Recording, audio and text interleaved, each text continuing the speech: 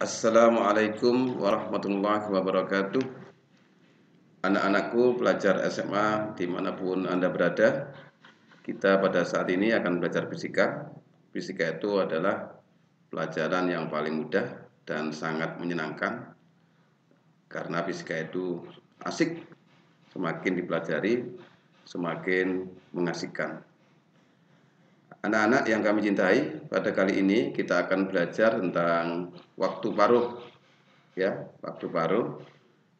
Pada kesempatan kali ini kami akan mencoba untuk menjelaskan waktu paruh. Nantinya kalian bisa setelah presentasi ini bisa nanti mencoba di rumah masing-masing, karena pada pembelajaran ini kita akan memakai LKS. Kita mulai. Yang pertama adalah waktu paruh. Waktu paruh, dasar teorinya ya. Waktu paruh adalah waktu yang diperlukan bahan radioaktif untuk menjadi separuhnya. Silakan baca buku paket dan sumber lain. Yang kedua, tujuan pelaksanaan percobaan ini adalah menentukan hubungan partikel awal, partikel akhir, dan waktu paruh. Dilanjutkan yang ketiga, setelah kita tahu tujuannya, tolong anak-anak diingat tujuannya. Nanti tujuan itu akan berhubungan dengan kesimpulan. Yang ketiga, alat dan bahan, yaitu buret, stopwatch, air, mistar, statip, gelas kimia. Yang keempat, langkah kerja. Nah, langkah kerja seperti ini anak-anak. Jadi ini ya, tabung ini diisi air, itu diumpamakan sebagai partikel. Isi tabung buret dengan air, berarti nanti kalau misalnya ini 100, berarti partikelnya kita anggap 100 becquerel. Kemudian pengatur air diatur sehingga air keluar sedikit-sedikit. Ini ada pengaturnya. Nanti air itu dikeluarkan sedikit-sedikit. Itu kita anggap sebagai peluruhan. Yang ketiga, lihat tinggi air setiap 30 detik dan catat di tabel pengamatan.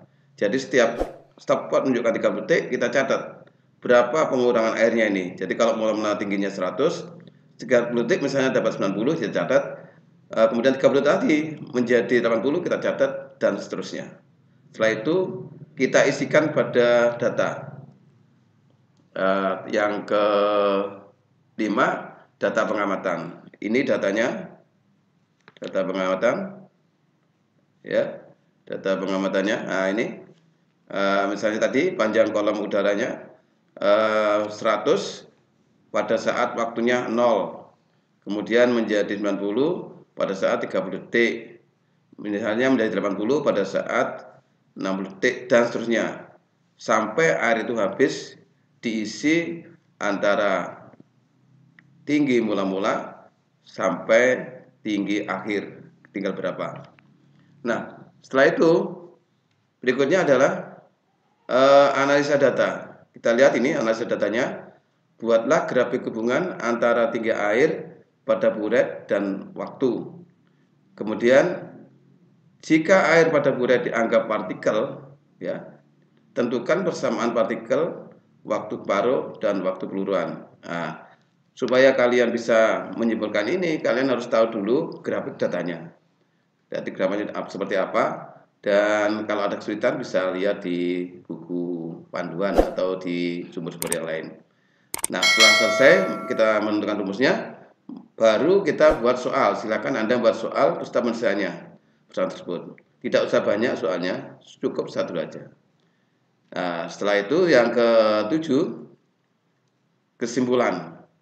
Apa kesimpulannya? Nah, ini kesimpulan, silakan simpulkan. Tentunya kesimpulan harus berhubungan dengan tujuan. Jadi tujuannya tadi menentukan rumus, ya hubungan, berarti nanti kesimpulannya adalah hubungan antara persamaan partikel, waktu paruh, dan waktu peluruan. Nah, ditulis seperti apa. Nah, saya kira itu untuk pertemuan kali ini. Semoga Anda semua bisa sukses. Selamat mencoba. Silakan dicoba di rumah. yakinlah tidak ada kesulitan kalau kalian benar-benar bisa bekerja dengan sebaik-baiknya. Saya kira itu, nanti kita akan bertemu lagi di pembelajaran yang lain. Mudah-mudahan kita cerdas semuanya dan menjadikan negara ini menjadi maju. Saya kira itu, saya akhiri. Wallahul muwaffiq ila aqwamit thoriq. Wassalamualaikum warahmatullahi wabarakatuh.